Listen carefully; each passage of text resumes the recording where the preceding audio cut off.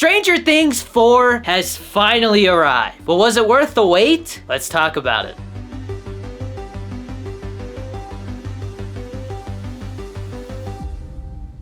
So the first 7 episodes of Stranger Things 4 have dropped as Volume 1, and it's been about 3 years since we got Stranger Things 3. But right off the bat, I'm just gonna go ahead and say, it was definitely worth the wait. Holy shit, this show is awesome. I do feel like this is a love it or hate it show. You're either on board with the vibe it's going for, and the story that it's telling, as well as the way it's telling it, or you're not. And if you're not, that's fine. But if you're somebody who enjoyed the first 3 seasons, this season just turns it up to 11.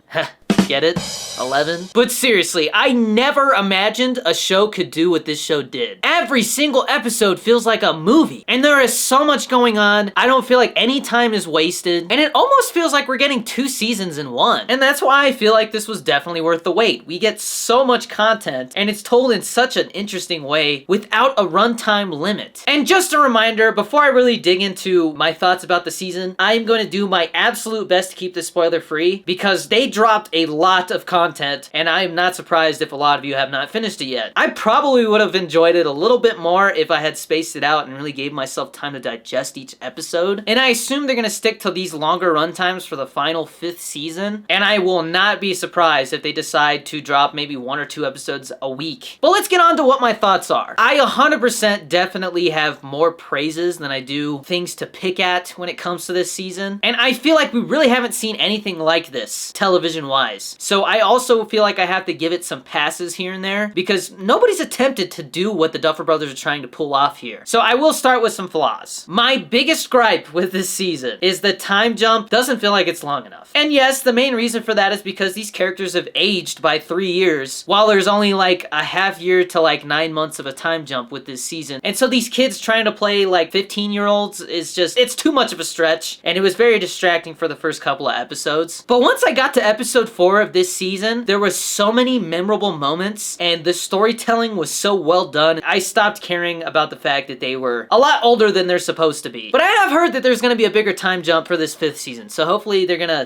improve on that aspect of the show. One of my other gripes is that this show is juggling all these different subplots. And because of that, certain subplots aren't as good as others. That's just bound to happen. There are some story choices that I just wasn't 100% on board with, but they were executed in such a way that like I just kind of went with it, and it all ended up working. And one final gripe I want to touch on, and I promise this is the last thing that I have to complain about. Mike, Jonathan, and Will felt like their part of the story didn't get a whole lot of screen time in those last 2 episodes, especially not in the 7th one. I don't think they even showed them at all in this 7th episode, and that definitely felt like an issue for me. I wanted to know a little bit more about what they were doing and what was going on with them before we have this big gap between, Volume 1 and Volume 2. But let's talk about the things I love about Stranger Things 4. The new characters, genius. I love Eddie. Argyle or Argyle, I still don't know how to say his name. By the way, the guy who plays Argyle is actually from my hometown, and I didn't know that until I found out watching the show. But the guy who plays Eddie and the guy who plays Argyle, phenomenal. They're totally these characters, and they're so likable. I really feel like the Duffer Brothers are getting to do what they want to do with this show. There is certain things that are very out there, and then there's certain things that are very tropey, and it feels like it's paying homage to those 80s films like Nightmare on Elm Street and Steven Spielberg movies. This season is so much longer. There's so much more of it, and they really played on this whole Nightmare on Elm Street type of vibe that I really like. It feels like this show is a lot darker and in all the best ways. But out of all the seasons so far, I feel like season 4 really caught the magic. There is so many moments in the show where I am just amazed. I am literally in awe of how the show is making me feel. Episode 4 and episode 7 are 10 out of 10 to me. I just absolutely love the way that those episodes were set up and how they don't cut themselves too short by cutting down the runtime or anything. It really just gets to tell its story. Max is really well written this season. Episode 4 is just her episode, dude. It was awesome. I want to talk about Vecna. He's badass. Vecna is one of the greatest written villains I've ever seen, and we find out more about who he is and all that stuff in episode 7. Not gonna talk about how or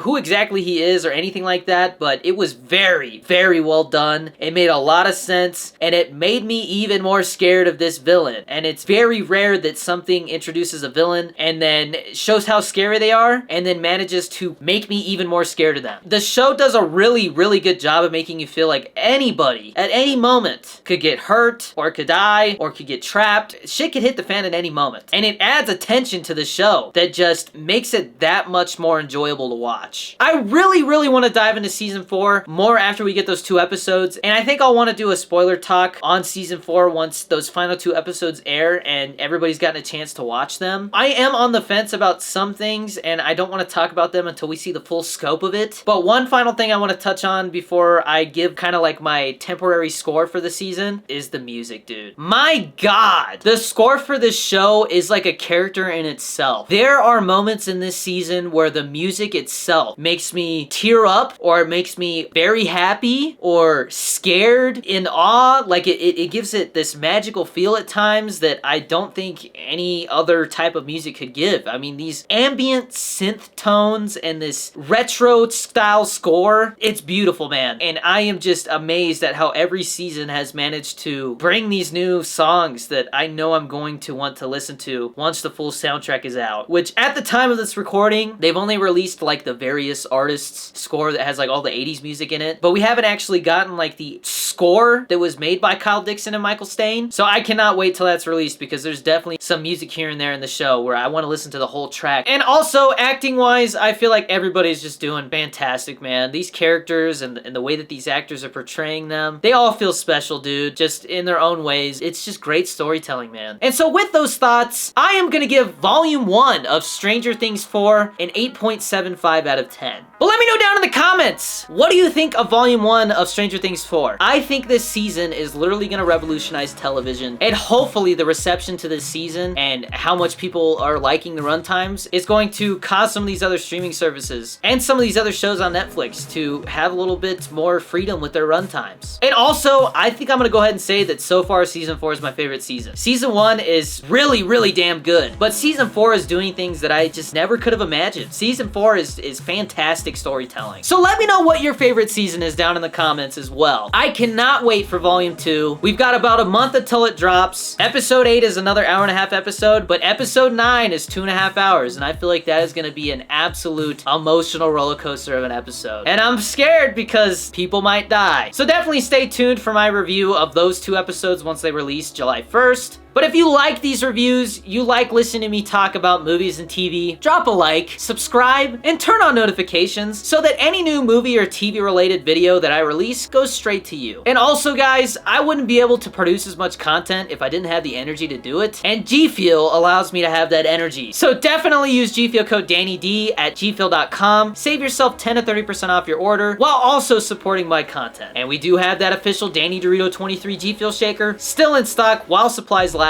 Don't be that person who misses out and doesn't snag one before they're gone. Stay tuned for more TV and movie reviews very soon. I think I'm gonna wait until after Wednesday's 3rd episode of Obi-Wan drops before I talk about it, but just know that I am gonna be doing a review on that very soon. As always, stay safe, be nice to each other out there, and I will see you in the next one. Peace!